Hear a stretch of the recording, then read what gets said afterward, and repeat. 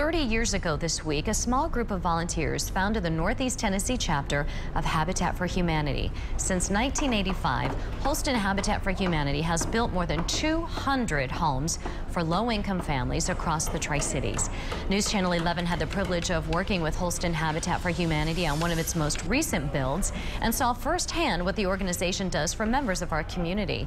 Anissa Hamor sat down with one of the first members of the local chapter to talk about the housing ministry's humble beginnings. We started out with something like $35, I think, and a dream. Jo Morrison says 30 years ago she was asked to help bring a chapter of Habitat for Humanity to the Tri-Cities. I thought it sounded like a really exciting challenge. She says over the past 3 decades, she's witnessed hundreds of volunteers come together for a greater cause. It's another kind of fellowship with people when you go out and hammer nails.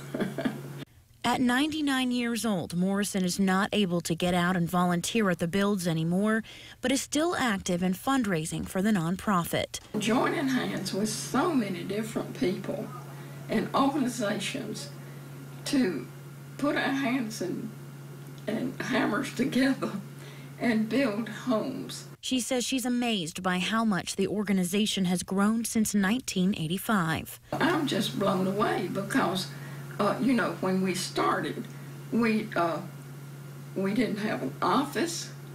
We sort of worked out of our hip pockets, so to speak. And she hopes Habitat for Humanity can spark other kinds of change in Northeast Tennessee. I like to think that we could address other problems in the community the same way.